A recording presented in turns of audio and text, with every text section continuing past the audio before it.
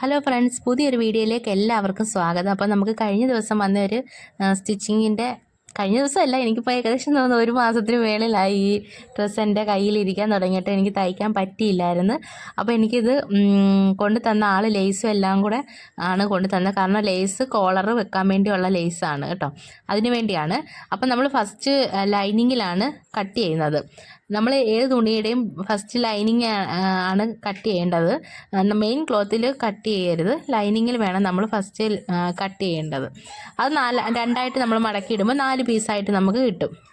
അങ്ങനെ നമ്മളത് ഒരു ലെവൽ പിടിച്ച് കറക്റ്റായിട്ട് ചെയ്യുക. അപ്പോൾ 40 ഇഞ്ച് ലെങ്ത്താണ് ഈ ലൈനിങ്ങിനുള്ളത്. കറക്റ്റാണ് 40 ഇഞ്ച് നമ്മൾ എടുക്കുന്നുണ്ട്. അപ്പം ഫസ്റ്റ് നമ്മൾ 6.8 നമ്മൾ ഷോൾഡർ അളവ് എടുത്തേക്കുന്നത്. ഞാനിപ്പോൾ എടുത്തേക്കുന്ന അളവെല്ലാം കാൽക്കുലേഷൻ ചെയ്തിട്ടാണ്, അതായത് ചെസ്റ്റിൻ്റെ അളവ് കിട്ടി അത് കാൽക്കുലേഷൻ ചെയ്തതിന് ശേഷം മാത്രമാണ് എല്ലാ ഭാഗത്തെ അളവ് ഞാൻ എടുക്കുന്നത്. ആ അളവ് നിങ്ങൾക്ക് അങ്ങനെ ആ അളവിൻ്റെയൊക്കെ ഇത് നമ്മൾ എടുക്കുന്നത് എങ്ങനെയാണെന്നൊക്കെ ഉള്ളതൊന്ന് വേണമെന്നുണ്ടെങ്കിൽ ഒന്ന് കമൻറ്റ് ഇട്ടാൽ മതി. തീർച്ചയായിട്ടും ഞാൻ ആ അളവ് എങ്ങനെയാണ് കാൽക്കുലേഷൻ ചെയ്യുന്നതിൻ്റെയൊക്കെ ഒരു വീഡിയോസ് ഇടാം. പിന്നെ നമ്മളിത് 6.8 തന്നെ താഴോട്ട് നമ്മൾ ആം ഹോളിനും കൂടെ എടുത്തിട്ട് അതിൻ്റെ പകുതി കണക്കാക്കിയിട്ട് നമ്മുടെ ഈ കർവ് വെച്ചിട്ട് ഒന്ന് ഷേപ്പ് ചെയ്ത് കൊടുക്കുക. ചെസ്റ്റിൻ്റെ അളവ് 9.5 ഞാൻ എടുത്തേക്കുന്നത്. അവിടുന്ന് താഴോട്ടൊരു ഷേപ്പിന് വേണ്ടി 6, അത് 6.5, അതൊക്കെ ഓരോരുത്തർ വണ്ണം അനുസരിച്ചാണ് നമ്മൾ എടുക്കുന്നത്.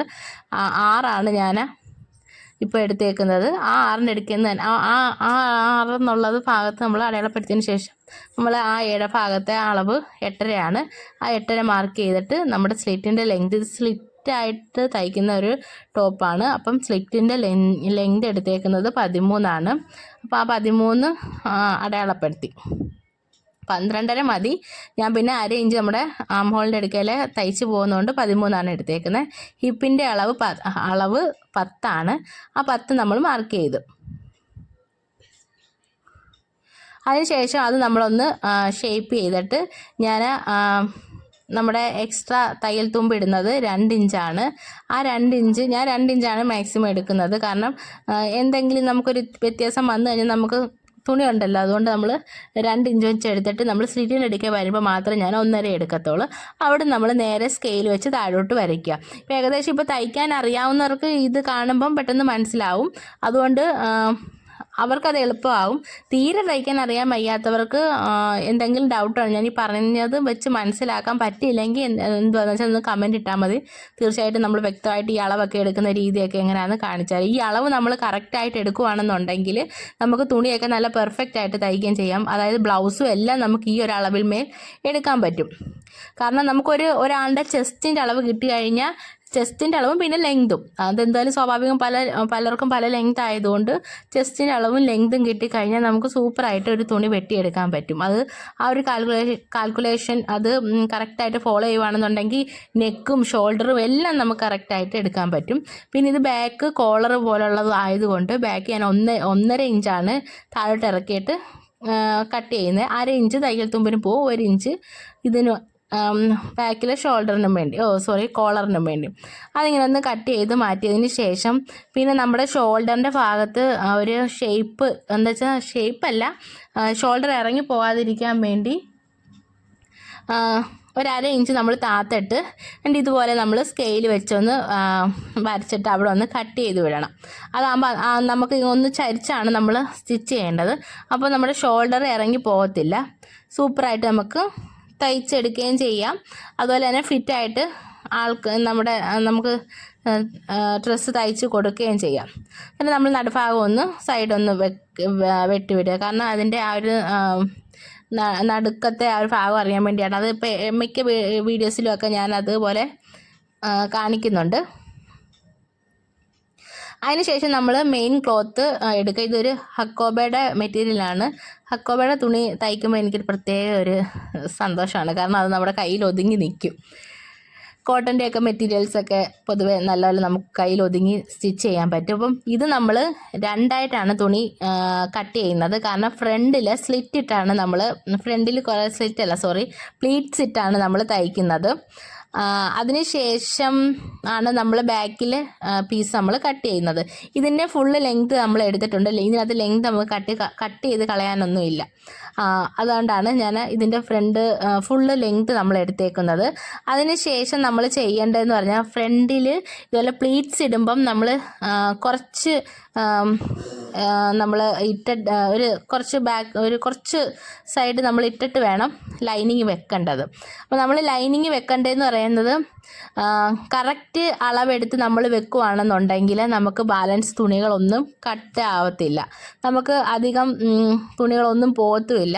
അപ്പോൾ അതുകൊണ്ട് നമ്മൾ മാക്സിമം ഇതുപോലെ തയ്ക്കുകയാണെന്നുണ്ടെങ്കിൽ നമുക്ക് ആ ഒരു ലെവലിൽ തന്നെ തയ്ച്ചു പോകാം. ഇനി ഫ്രണ്ടിലെ തുണികൾ നമ്മൾ ഫ്രണ്ടിലെ തുണി നമ്മൾ ഇതുപോലെ വെട്ടുമ്പോഴാണ് കുറച്ച് നമ്മളിതുപോലെ രണ്ടായിട്ട് മടക്കിയിടുക. മടക്കിയിട്ടതിന് ശേഷം നമ്മൾ ഈ കാണിക്കുന്ന രീതിയിൽ തന്നെ നമ്മൾ അങ്ങനെ ചെയ്താൽ മതി.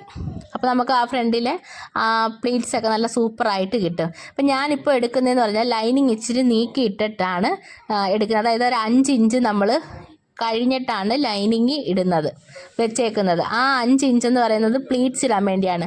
ഒരു സൈഡിൽ 5 ഇഞ്ച്, ബാക്കിലെ സൈഡിലും 5 ഇഞ്ച്. അപ്പം മൊത്തം 10 ഇഞ്ച് നമുക്ക് പ്ലീറ്റ്സിനായിട്ട് കിട്ടിയിട്ടുണ്ട്. ആ 5 ഇഞ്ച് നമ്മൾ ഇട്ടിട്ടാണ് ലൈനിങ് വെക്കുന്നത്.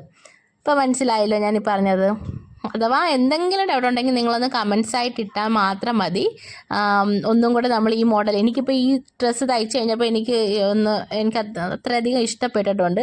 അപ്പോൾ എനിക്കും കൂടെ ഈ ഒരു മോഡൽ തയ്ക്കാൻ ഞാൻ എടുക്കുന്നുണ്ട്. നമ്മൾ ഡ്രസ്സ് വാങ്ങിക്കുന്നുണ്ട് മെറ്റീരിയൽസ്. അപ്പോൾ ഞാൻ വെച്ചെന്നാൽ ഡൗട്ട് ആർക്കെങ്കിലും എന്തെങ്കിലും ഉണ്ടെങ്കിൽ ഒന്നുകൂടെ പറഞ്ഞാൽ മതി, ഞാൻ തീർച്ചയായിട്ടും ഒന്നുകൂടെ വീഡിയോ ഇടുന്നതാണ്. അപ്പോൾ ആ 5 ഇഞ്ച് നമ്മൾ എടുത്തേക്കുന്ന മൊത്തം താഴെ വരെ നമ്മൾ ആ 5 ഇഞ്ച് ആണോ എന്ന് ഉറപ്പ് വരുത്തണം.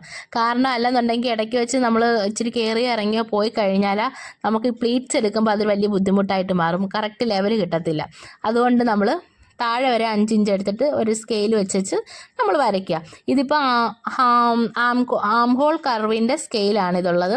പിന്നെ ഹിപ്പിൻ്റെ സ്കെയിലും ഉണ്ട്, അത് നമ്മൾ വേറൊരു വീഡിയോ കാണിച്ചു തരാം. പിന്നെ ഇതിപ്പോൾ ഇനിയുള്ള കാര്യങ്ങൾ വ്യക്തമായിട്ട് കേൾക്കുക. നമ്മൾ ലേസ് വെച്ച് കോളർ ചെയ്യുന്നത് കൊണ്ട് ആ ലേസിൻ്റെ വിഡ്ത്ത് നമ്മൾ മാർക്ക് ചെയ്യണം. എൻ്റെ 2.5 ലേസിൻ്റെ വിഡ്ത്ത് ഉള്ളത്. അപ്പോൾ നമ്മൾ ഷോൾഡറും നെക്കിൻ്റെ വിഡ്ത്ത് 3 എടുത്തേക്കുന്നത്. ബാക്കി അങ്ങോട്ട് ഷോൾഡറിനും എടുത്തിട്ടുണ്ട്. അപ്പോൾ ആ നെക്കിൻ്റെ വിഡ്ത്ത് 3 കഴിഞ്ഞിട്ട് പ്ലസ് 2.5 കൂടെ ആഡ് ചെയ്തിട്ട് ടോട്ടൽ 5.1 കൂടെ ആഡ് ചെയ്തിട്ട് വേണം നമ്മൾ നെക്കിൻ്റെ വിഡ്ത്ത് മൊത്തം എടുക്കേണ്ടത്. എന്നിട്ട് നമ്മൾ താഴോട്ടുള്ള കോളറിൻ്റെ ലെങ്ത് ഞാനിപ്പോൾ എടുത്തേക്കുന്നത് 10 അപ്പോൾ ആ 10 നമ്മൾ മാർക്ക് ചെയ്തിട്ട് താഴോട്ടൊരു നമ്മൾ ഈ ഒരു സ്ട്രെയിറ്റ് ആയിട്ടൊരു ലൈൻ വരച്ചു കൊടുക്കുക.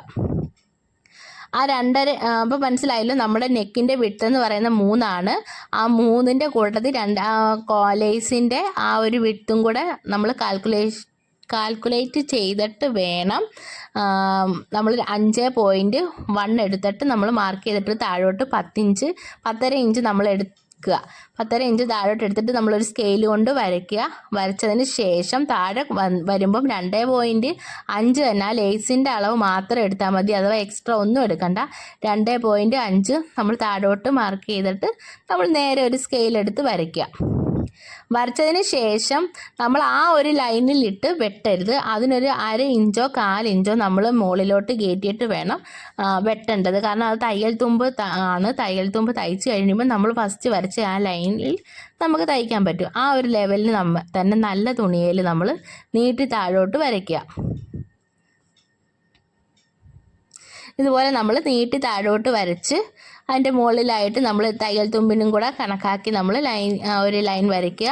എന്നിട്ട് നമ്മളത് കട്ട് ചെയ്യുക. ഇതുപോലെ നമ്മൾ ലെവലായിട്ട് വരയ്ക്കുക. ഇത് നമുക്ക് തയ്ച്ചു കഴിഞ്ഞപ്പോൾ കസ്റ്റമറൊക്കെ ഒരുപാട് ഇഷ്ടപ്പെട്ടിട്ടുണ്ടായിരുന്നു. അപ്പോൾ അത് ഇട്ട് കഴിഞ്ഞപ്പോഴും എനിക്ക് നല്ലൊരു ഭംഗിയായിട്ട് തോന്നി കേട്ടോ. കാരണം അപ്പോൾ എനിക്ക് ഇതേ മോഡൽ എന്തുമായാലും ഞാൻ തയ്ക്കുന്നുണ്ട്. അഥവാ വേണമെന്നുണ്ടെങ്കിൽ നിങ്ങൾ ഒന്നും കൂടെ കമൻറ്റായിട്ട് ഇട്ടാൽ മതി. അപ്പോൾ നമുക്ക് ഒന്നും കൂടെ വ്യക്തമായിട്ട് ഈ കാൽക്കുലേറ്റ് ചെയ്യുന്ന, അതായത് ചെസ്റ്റിൻ്റെ അളവെടുത്തിട്ട് കാൽക്കുലേറ്റ് ചെയ്യുന്നതെല്ലാം നമ്മൾ ഒന്നും കൂടെ കാണിച്ചു തരാം. പിന്നെ ഞാൻ ഈ പറയുന്ന ഞാനിപ്പോൾ സ്റ്റിച്ചിങ്ങിൻ്റെതായിട്ട് കാണിക്കുന്നില്ല. ഞാനിപ്പോൾ അല്ല ഇത് കട്ട് ചെയ്ത് ഇപ്പോൾ ഏകദേശം തയ്ക്കുന്നവർക്ക് അത് മനസ്സിലാവും. പെട്ടെന്ന് തയ്ക്കുന്നവർക്ക് പെട്ടെന്ന് ഇത് കണ്ടു കഴിഞ്ഞാൽ ഏത് രീതിയിലാണെന്ന് മനസ്സിലാവും. തയ്യൽ ഒട്ടും അറിയാൻ വയ്യാത്ത ആൾക്കാർക്കാണെങ്കിലാണ് പെട്ടെന്ന് മനസ്സിലാകാത്തതും ഈ അളവൊക്കെ ഏത് രീതിയിലാണ് എടുക്കാൻ പറ്റാത്തതെന്നൊക്കെ ഉള്ളത്. ബാക്കിയുള്ളവർക്കൊന്നും വലിയ കുഴപ്പം വരത്തില്ല. ഇത് കണ്ടു കഴിഞ്ഞാൽ പെട്ടെന്ന് തന്നെ മനസ്സിലായിരിക്കും. നമുക്ക് തയ്ക്കുന്നവർക്ക് ഏകദേശം ഒരു ഐഡിയ കിട്ടിയാൽ മതി, പെട്ടെന്ന് തന്നെ നമുക്ക് മനസ്സിലാക്കിയെടുക്കാം. എന്നെ സംബന്ധിച്ചുള്ള കാര്യമാണ് ഞാൻ പറയുന്നത്. അതുപോലെ ആയിരിക്കാം എല്ലാവർക്കും. ഏകദേശം കുറച്ച് പേർക്കെങ്കിലും അങ്ങനെ എന്തായാലും ഒരു തയ്യലിൻ്റെ ഏകദേശം ഒരു ഇത് കിട്ടിക്കഴിഞ്ഞാൽ നമുക്ക് മോഡൽ മനസ്സിലാവും. അതിന് ശേഷം എന്ന് പറഞ്ഞാൽ ഞാൻ ഈ ചെയ്തേക്കുന്ന പോലെ നമ്മുടെ ഈ ബീഡ്സ് നീഡിൽ എടുത്തിട്ട് ഓരോ ഭാഗത്തായിട്ട് നമ്മളിങ്ങനെ നീഡിൽ ഇങ്ങനെ കുത്തി കൊടുക്കുക. എന്നിട്ട് ഈ കുത്തി കൊടുത്തേക്കുന്നതെല്ലാം നമ്മളൊന്ന് ലെവൽ ചെയ്തിട്ട് വേണം കുത്തി കൊടുക്കേണ്ടത്. എന്നിട്ട് നമ്മൾ ആ സ്റ്റിച്ച് ചെയ്ത് താഴോട്ട് വരണം. അത് ഞാൻ ഇതിൻ്റെ കൂട്ടത്തിൽ കാണിച്ചു തരാം ഏത് രീതിയിലാണ് നമ്മൾ ചെയ്യേണ്ടത്. നമ്മൾ ആ അതിൻ്റെ ഒരു എഡ്ജിൽ വരുന്ന ഭാഗത്ത് വന്ന് നമ്മളൊരു മുട്ടുസൂചി ഇതുപോലെ സൂചി കുത്തി വെക്കുക. രണ്ട് സൈഡിലുമായിട്ട് നമ്മൾ സൂചി കുത്തി വെച്ചതിന് ശേഷം ഈ ബാക്കി വരുന്ന ഭാഗങ്ങളുണ്ടല്ലോ, അത് ആ ഒരു ലൂസായിട്ട് കിടക്കുന്ന ഭാഗങ്ങൾ നമ്മളിങ്ങനെ പ്ലീറ്റ്സ് പിടിച്ച് വെക്കുക.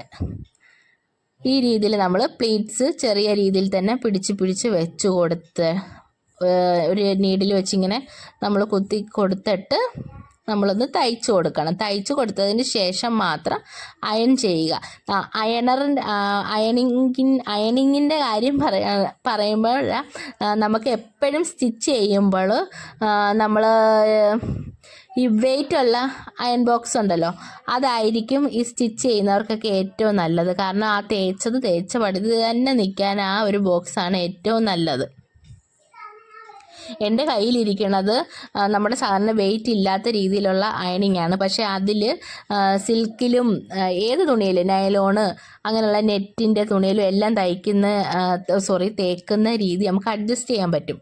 ചൂട് അഡ്ജസ്റ്റ് ചെയ്യാൻ പറ്റുന്ന രീതിയിലുള്ള അയൺ ബോക്സ് ആണ്. പക്ഷേ എനിക്കെന്നാലും ആ ഒരു വെയിറ്റുള്ളൊരു നമ്മുടെ അയൺ ബോക്സ് ഉണ്ടല്ലോ, ഈ വെള്ളം ഒഴിച്ചൊക്കെ ഉള്ള ആ ഒരു ടൈപ്പ് അയൺ ബോക്സ് ആണ് ഇഷ്ടം. കാരണം നല്ല പെർഫെക്റ്റ് ആയിട്ട് നമുക്ക് നല്ല കട്ടിക്ക് കിടക്കും. അപ്പോൾ നമ്മൾ 2-3 വാഷിങ് കഴിഞ്ഞാൽ പോലും ആ കട്ടി മാറത്തില്ല. അതുകൊണ്ടാണ് എനിക്കത് ഭയങ്കര ഇഷ്ടമാണ്. അപ്പോൾ നമ്മളിതുപോലെ തയ്ച്ചിട്ട് നമ്മളിതുപോലെ ഈ ഞുറും എല്ലാം നമ്മളിങ്ങനെ അയൺ ബോക്സ് വെച്ചിട്ട് നല്ലതുപോലെ അയൺ ചെയ്ത് കൊടുക്കുക.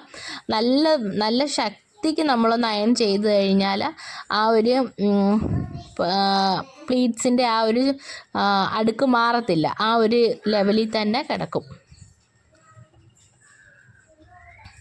അതുപോലെ നമ്മൾ താഴെ വരെ അയൺ ചെയ്യണം. ചെറിയ പ്ലീറ്റ്സ് ആണ് എടുത്തേക്കുന്നത്. കാരണം 10 ഇഞ്ച് ഉള്ളത് കൊണ്ട് നമ്മൾ ചെറിയ പ്ലീറ്റ്സ് എടുത്തിട്ടാണ് താഴെ വരെ എത്തിച്ചേക്കുന്നത്.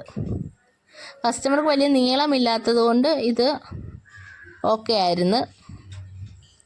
40 ഇഞ്ചാണ് ലെങ്ത് എടുത്തേക്കുന്നത്. ലൈനിങ്ങിൻ്റെ 40 ഇഞ്ചും മെയിൻ ക്ലോത്ത് നമുക്കൊരു 42 ഇഞ്ച് വരെ ഉണ്ടായിരുന്നു. നമ്മളെപ്പോൾ മെയിൻ ക്ലോത്തിനെക്കാട്ടിലും ഒരു 1.5 ഇഞ്ച് കുറച്ച് ലൈനിങ് കട്ട് ചെയ്യണം. അത് നമ്മൾ ഒരുപാട് കയറ്റി കട്ട് ചെയ്തത് തയ്ച്ച് കഴിയുമ്പോൾ ഭയങ്കര വൃത്തികേടായിട്ട് വരും. അതുകൊണ്ട് ഒരു 1.5 ഇഞ്ചൊക്കെ മാക്സിമം കുറച്ച് കട്ട് ചെയ്താൽ മതി. അതിനുശേഷം നമ്മൾ പ്ലീറ്റ്സ് മുഴുവനും ഇട്ടതിന് ശേഷം നമ്മുടെ ബാക്ക് പീസും ഫ്രണ്ട് പീസും കൂടെ ഒന്ന് ജോയിൻ ചെയ്യുക. ഇത് കണ്ടോ, ഈ രീതിയിൽ നമ്മൾ ജോയിൻ ചെയ്തതിന് ശേഷം നമ്മുടെ ഈ ലേസ് വെച്ച് നമ്മൾ തയ്ച്ചെടുക്കുക. ഇപ്പോൾ ഈ ട്രാൻസ്പെറൻ്റ് ആയിട്ടുള്ള ലേസ് ആണിത്. അപ്പോൾ ആ ലേസ് അങ്ങനെ തന്നെ വെച്ച് തയ്ക്കുകയാണെന്നുണ്ടെങ്കിൽ ഈ പറയുന്ന രീതിയിൽ നമുക്ക് സ്റ്റിച്ച് ചെയ്ത് എടുത്താൽ മതി.